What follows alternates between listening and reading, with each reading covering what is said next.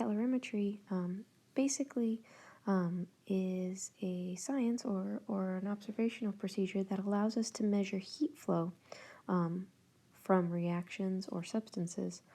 And basically, that heat flow is correlated with the energy changes associated with that specific reaction type. And the instrument we use to make this analysis is called a calorimeter. And a calorimeter basically measures this heat flow. And it's a basic setup that you'll see. This is a constant pressure calorimeter. Notice you have a solution or water. You have a thermometer to keep track of the temperature changes when heat is released. You have a stir, and you have styrofoam cups and a lid. And the styrofoam cups and the lid are to contain the solution as well as insulate the reaction that's occurring so that heat or minimal heat leaves the reaction container. So we'll talk about the specific types of calorimetry. There's two main types, and we're going to look at also calculations associated with each and basically what they can each tell us. So let's go ahead and do that. So specific heat capacity, as we see written here as C sub S, is basically the amount of heat that a substance can absorb that will actually raise the temperature of 1 gram of that substance by 1 degree Celsius. So different substances have different specific heat capacities. Notice aluminum requires 0.9 joules of energy in order to raise 1 gram of aluminum's temperature by 1 degree C. If you look at water, it also has a very high specific heat capacity, actually the highest of the bunch. So it requires, almost or slightly over 4 times the amount of joules of energy to raise its temperature by 1 degree C. So in terms of the ability for something to change temperature, you can look specifically and compare two different substances. So let's pretend we had a bike made of aluminum and a bike made of iron.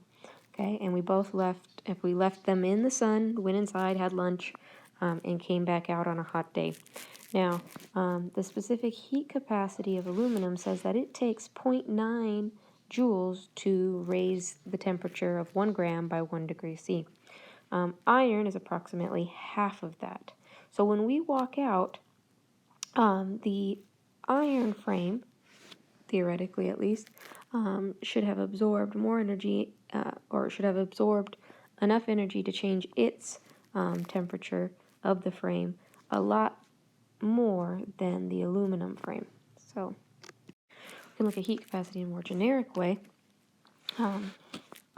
Just heat capacity in general of a substance is the amount of heat required to raise a temperature of any given quantity in terms of mass or moles. It could be really anything of the substance by 1 degree Celsius. So you could use moles here, you could use 100 grams, you could use various different things. However, typically when we're looking at specific heat capacities, we're looking at it with respect to 1 gram. It's specific. This is a more generic approach, but it's the same thought process. Now, we're looking at the heat that's being absorbed by substances or heat that's being released by substances.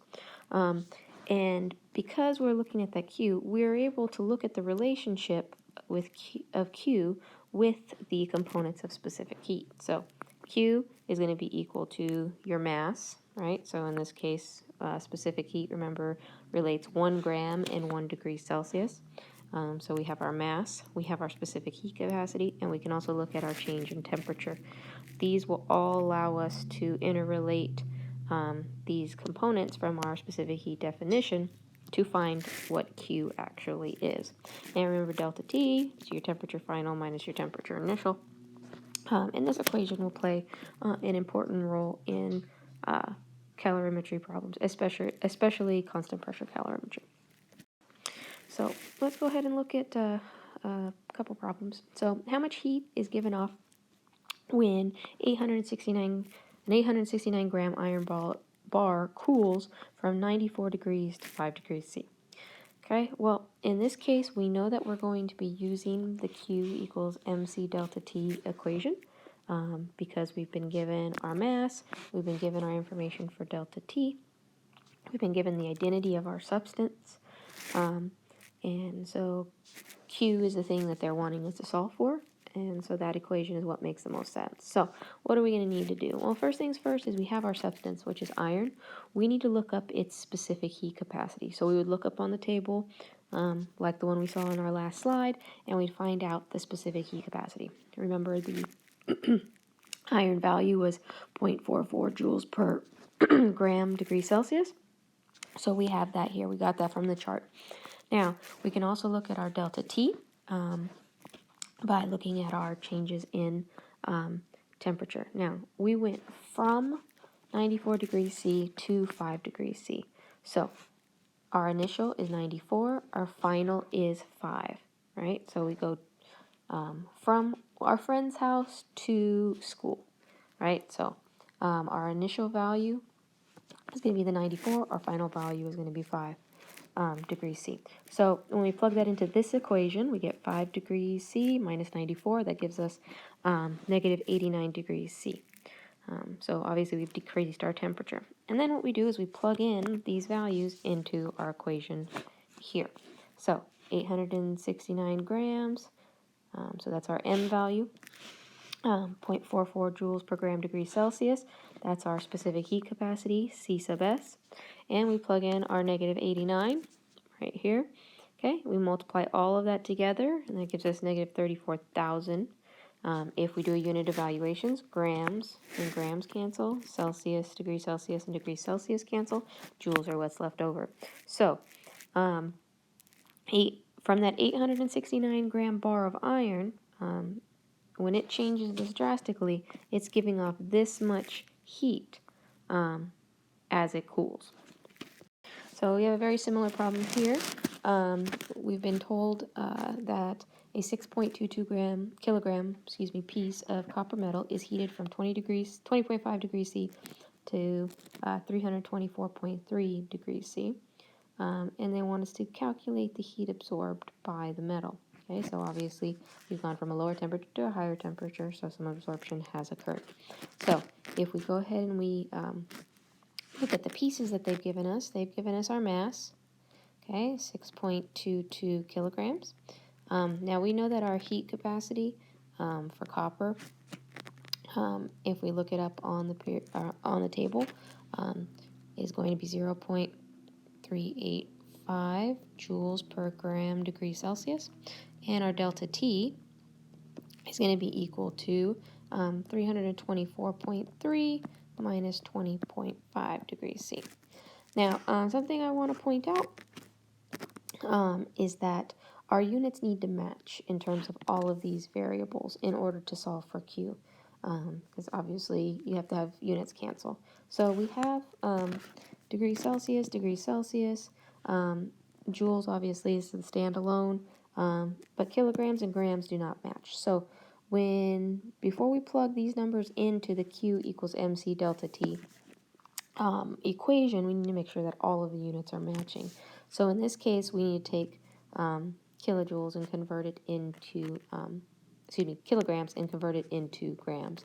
So, we're just going to move our decimal to the right a few spaces, and this will give us the correct unit. Then we're going to take all these numbers and plug them in as we see here. Basically multiply everything through, and that should give you, 728,000 joules. Grams and grams cancel, Celsius and Celsius cancel, joules are left over. If they want the units in kilojoules, you just go from joules to kilojoules by moving the decimal to the left 3 spaces, as you guys are familiar with. These types of problems, just make sure that you're paying attention to the units, make sure that you're utilizing the correct specific heat capacity for the specific substance that you've been told that you're dealing with, and all should be right. You can also solve for other variables. If they gave you Q, and they gave you delta T, and they gave you specific heat, you could also solve for the mass of the substance. Basically, as long as they give you 3 variables, you should be able to solve for the remaining variable. So let's go ahead and look at one of those examples where we're solving for something other than heat. So they've told us that we have 250 joules of energy absorbed by a specific sample. They've told us the mass of that sample. They told us the identity of the sample. And they told us the initial temperature of that sample. Now, they want us to calculate the final temperature of the gold. Okay, now if we look at this specific equation, notice that there's no temperature final or temperature initial. So basically, we're going to have to take 2 steps in order to calculate for temperature final. However, we do know that if we solve for delta T, we can get close to our temperature final information. So what are we going to do first? First, we're going to figure out all the variables. They gave us Q, which they told us we have 250 joules. They told us our mass, which is 45.0 grams. They told us what our substance is, so we can look up the specific heat capacity of gold on the chart that has specific heat capacities. All of our units here match, okay? And the only thing that we don't have from this equation here is delta T. So we can plug in all 3 of these variables and solve for delta T. So if we go ahead and do that, this is what it looks like, right? We manipulate the equation. We're going to divide out the 45 grams times 0.129 joules per gram degree Celsius. We're going to divide that into the 250 joules, and that's going to give us a delta T of 43.1 degrees Celsius. Now, they are not asking for change in temperature. They've asked us to calculate the final temperature. So remember that delta T is equal to temperature final minus temperature initial. So if we want to know what the temperature final is, we're going to need to manipulate this equation. So that ends up looking like temperature final is equal to temperature initial plus your change in temperature. So we know that your delta T is going to be plugged into here. We've been told our temperature initial. All right, they told us that the piece of gold was 25 degrees C initially. So we plug these in appropriately. And our temperature final is 68.1 degrees C. The original question or the original statement told us that energy is absorbed. So an increase in temperature and our temperature final value makes a ton of sense. Constant pressure calorimetry takes advantage of the apparatus that we see here on the left. We described the details of it earlier. So basically, remember you have a solution here. Either you're mixing 2 solutions to measure a reaction, or you may take a solid of some sort that's been heated and put it into, just pure water and measure those values. And we'll look at how that applies here in a little bit. But basically, constant pressure calorimetry, the reaction is carried out at constant pressure. We're not expecting any changes there because the reactions are confined to either the solution phase or 2 phases that aren't going to release any products that would change the pressure. So because the reaction is at constant pressure, we can use the relationship between heat and enthalpy. So your change in enthalpy is going to be directly related to the heat either absorbed or released by the reaction that you're studying. We are going to be using the equation Q equals mc delta T in order to do some of our calculations. And actually, we're going to be observing the solution and the changes that occur in the solution in order to determine our heat released or absorbed by our reaction.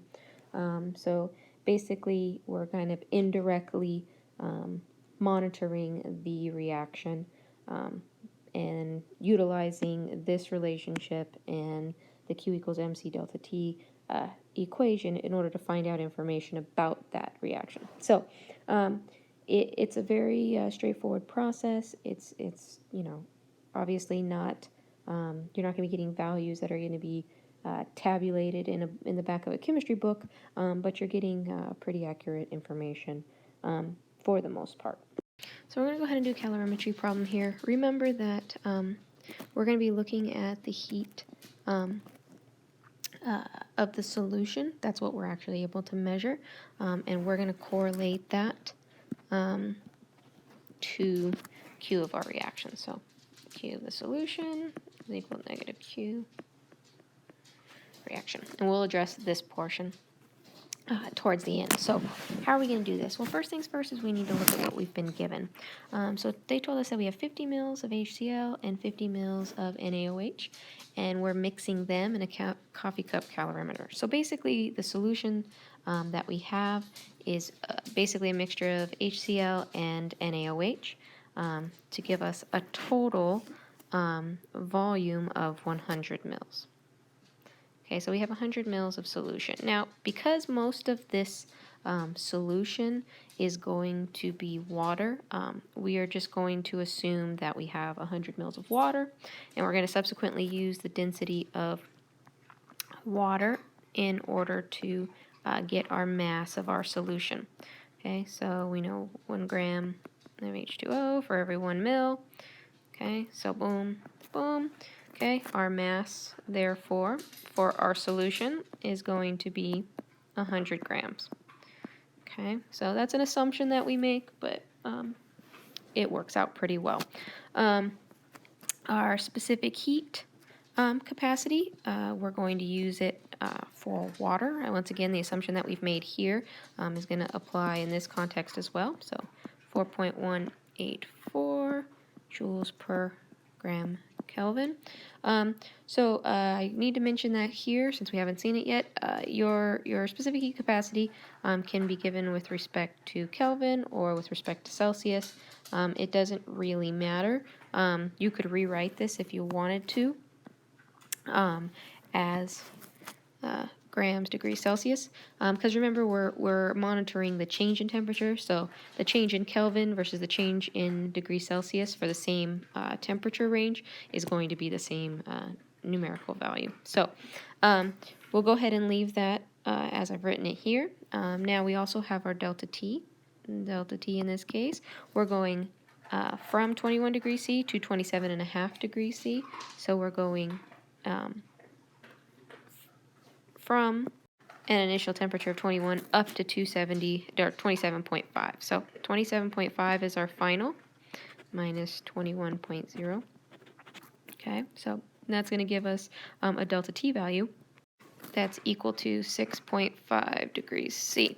So now that we have all of our appropriate variables, we can calculate for our Q of solution. So we're going to go ahead and have Q of solution. It's going to be equal to 100 grams times 4.184 joules per gram degrees Celsius times our delta T, which is 6.5 degrees Celsius. And we're going to go ahead and multiply all three of these through, and this is going to equal 2,719.6. If we do a unit evaluation, grams and grams cancel, Celsius and Celsius cancels, joules are left over. So our Q of solution is equal to 2,719.6 joules. So this is the amount of energy that was absorbed by the solution when the temperature was increased from 21 degrees C to 27.5 degrees C. So this is how the solution changed. Now, remember, we're not looking at the solution. We're wanting to actually get some information about the reaction. So, right, we've mixed two things here. We've mixed HCl and NaOH. So basically, we've undergone a neutralization reaction, right? We mix an acid and a base, specifically a strong acid and a strong base, and we should get a salt and H2O. So basically this neutralization process, we want to know what the heat evolved from this is. So what are we going to do? We're going to utilize this relationship here in order to figure out our Q of reaction. So all we need to do, we plug in our Q of solution, 719.6 joules, and that's going to be equal to the negative Q of reaction. All right, so if we get rid of the negative sign, we're going to divide that out. Our Q of reaction, so the heat of the reaction associated with the reaction is going to be negative 2,719.6 joules. Okay, so the reaction above is going to release negative 2,719.6 joules. So now that we know Q for our reaction, we want to look at our enthalpy. Now, this is a constant pressure calorimetry problem, so we know that the relationship between enthalpy or change in enthalpy and Q of reaction is as such. So our delta H in this case is going to be equal to negative 2,719.6 joules. Okay, so that's a pretty straightforward calculation. And the last thing that they're asking is they're asking us to give them the enthalpy per mole of HCl. So what we need to do here is we need to take our enthalpy value, which we know, and we need to figure out the number of moles of HCl that we have for this specific problem or calculation. So we have 1.0 molar HCl, and we actually added 50 mils of that. Now, we know that 1 molar is the same thing as 1.0 moles of HCl per 1 liter, right? Okay, so in order to figure out how many moles that is, we need to take into account the volume that we were given. So we have 50 mils here, which is the same thing as 0.05 liters if we make that conversion. Liters and liters are going to cancel, right? And so we're going to be left over with 1 times 0.05, which is going to give us 0.05 moles of HCl. So that's the amount of moles of HCl that was used in this specific reaction. Okay, now in order to figure out the enthalpy per mole of HCl of this reaction, we're going to take our enthalpy value that we calculated earlier, so this one right here, as well as our number of moles. So then what we're going to do is we're going to do delta H divided by moles. Okay, so negative 2719.6 joules divided by 0.05 moles. And this is going to give us 54,392 joules per mole. Excuse me, and it should also be negative because we have a negative sign. So for every mole of HCl that was used in this substance, this is the number of joules that would be released. Obviously, we didn't have 1 mole, so obviously there's less energy being released, but overall, this is how we would approach this type of problem. Okay, so these can be multi-step. Please understand that you're paying attention to the solution initially to get your information, because that's what you're able to track. You then make the appropriate adjustment using this equality here in order to get the proper signage for your heat of your reaction. Remember that at constant pressure calorimetry, this relationship exists between your enthalpy and your heat of your reaction. And basically whatever they ask for from then on out, you should be able to calculate. Whether it's enthalpy per mole of a substance, enthalpy per gram, whatever they're asking for, you should be able to make that adjustment. So we can utilize calorimetry to find out information about unknown substances. In this case, we've been given a 25.64 gram sample of an unknown solid. It was taken and heated in a test tube to 100 degrees C in boiling water. It was then carefully added to a coffee cup calorimeter containing 500 grams of water. The water temperature inside the calorimeter increased from 25.10 grams, or 25.10 degrees C to 28.49 degrees C.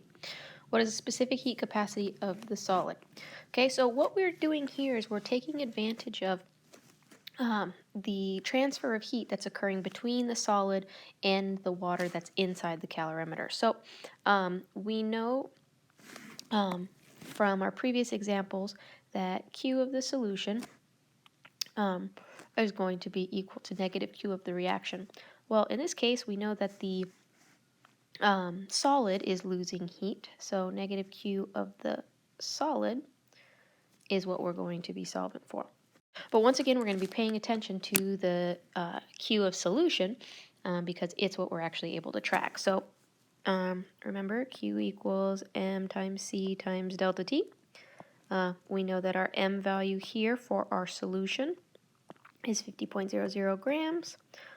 We know our specific heat capacity of our water is 4.184 joules per gram degree Celsius or Kelvin. Remember, those are interchangeable.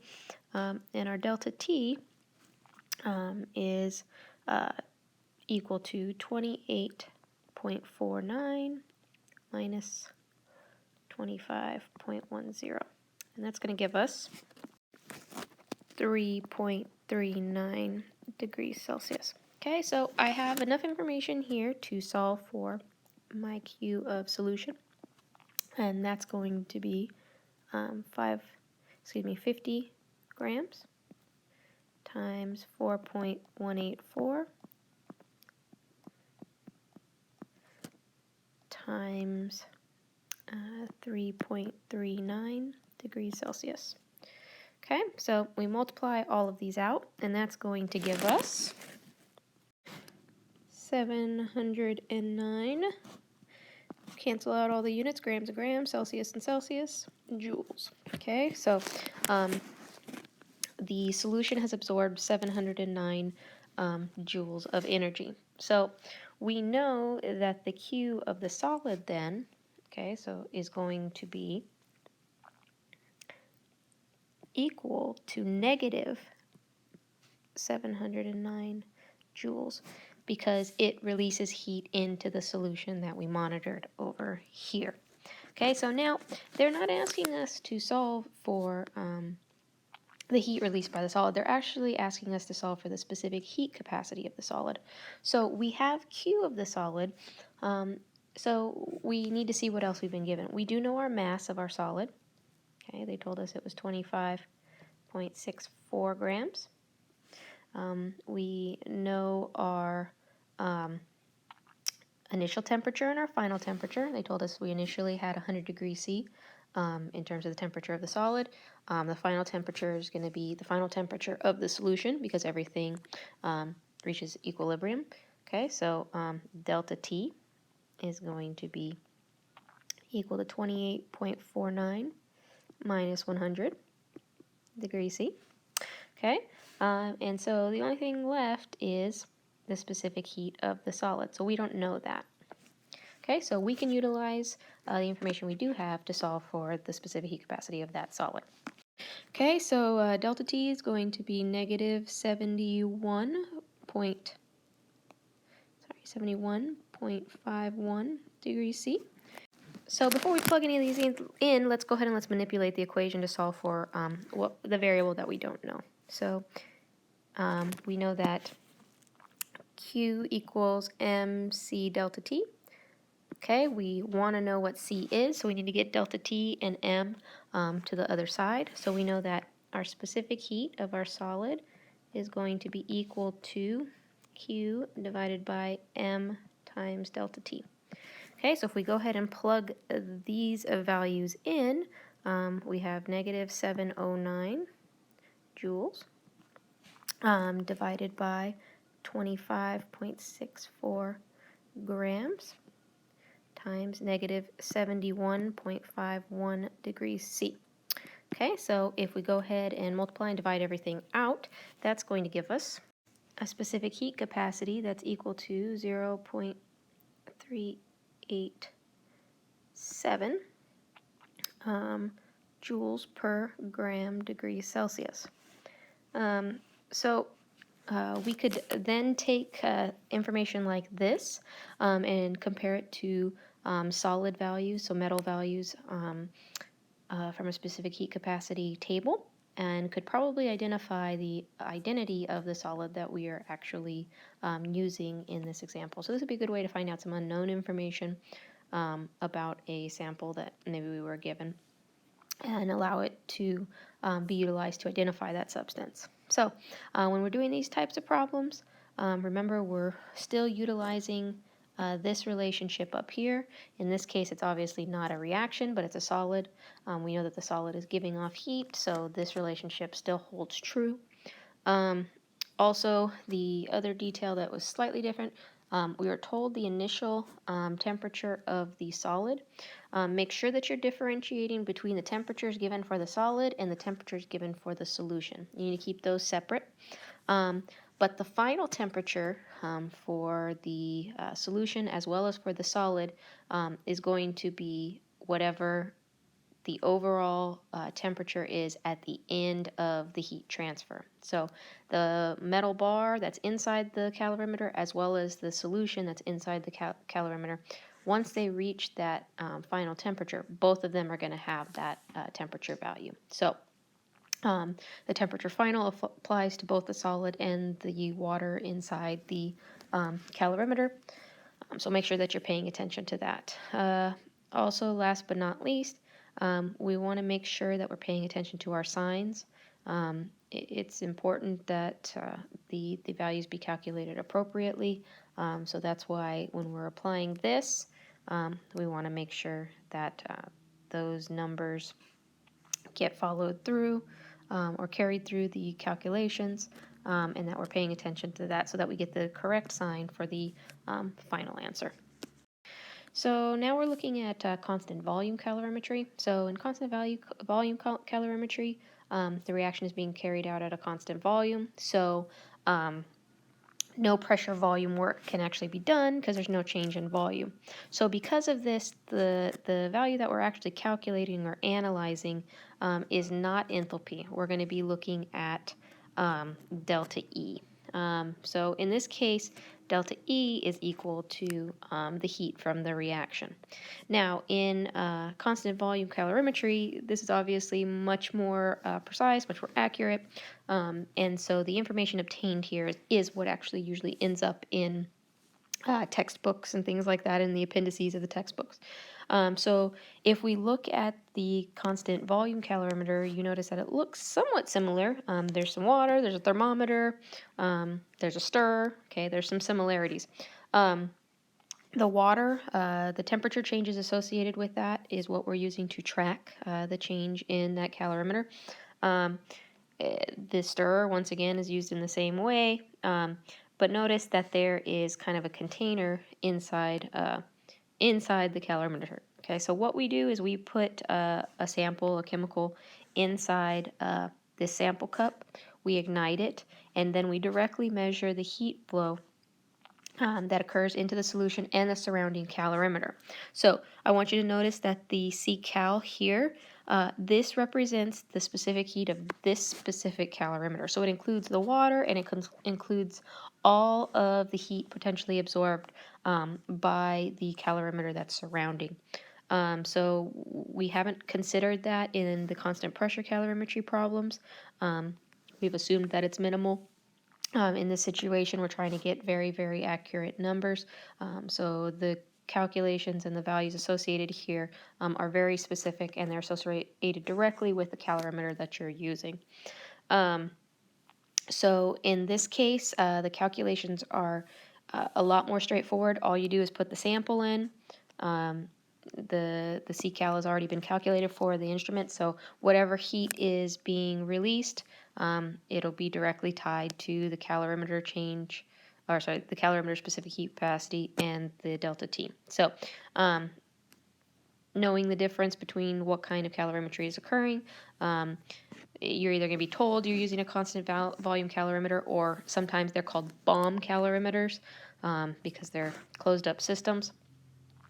If you're told that, then you definitely know that this is the equation that you're going to be using. Sometimes you're not told, so you need to look at what you've been given, and we'll look at that in a few slides. Okay, so let's go ahead and let's look at this example. 500 grams of fuel, 500 gram fuel samples burned in a constant volume bomb calorimeter. Okay, so they've told you that you're using the constant bomb calorimeter, so you know that you're going to be utilizing this type of equation. This bomb calorimeter has a heat capacity as follows, and the temperature of the bomb calorimeter when we burn these 5 grams of fuel is 3.25 degrees C. So they could have asked this in several different ways. They could have totally left out constant volume bomb calorimeter, and they could have said, 5 gram fuel sample is burned in a calorimeter that has a heat capacity of this.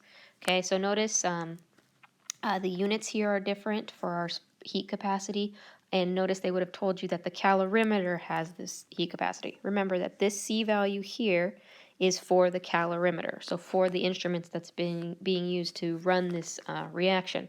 So even if they don't tell you it's a constant volume or a bomb calorimeter, you can get the hint based on the units associated with the calorimeter, them telling you that the specific heat capacity of the calorimeter is as such, etc. All right, so now that we kind of understand that, let's go ahead and let's look at what they want us to actually figure out. So they want us to calculate the heat given off by the sample in kilojoules per gram. Okay, so our heat of our reaction is going to be calculated in a very similar way that we've been doing. We're just going to plug in our specific heat capacity and our change in temperature, which we've been given both of those. We multiply those out. It gives us this answer, so negative 8,160 joules, right? Celsius and Celsius cancels. Okay, those units cancel, so joules are what's left over. Now they want us to calculate the heat given off in kilojoules per gram. So obviously we're going to take our joules and convert them into kilojoules. So pretty straightforward there. Okay, now they're then wanting us to calculate the heat given off for this reaction. So this is a heat of combustion because we've combusted a fuel. But they want us to calculate this based on kilojoules and grams. So we know that our Q value is equal to, should be negative 8.16 kilojoules. Okay, and we're going to divide out by our mass, which is 5.00 grams. Okay, and that will give us this answer here. Okay, so our heat of combustion, when we combust this sample, when we burn this sample, we get negative 1.63 kilojoules for every gram that is burned. So the bomb calorimetry calculations are really nice because you don't really have to pay attention to all the little details like you do with the constant volume calorimetry or constant pressure calorimetry, but obviously you're still going to be looking at units, you're still going to be looking at what the sample is, etc. So just make sure you're paying attention to what type of calorimetry based on the units that you have or based on how the question is actually worded, and if you follow those steps, you'll be fine.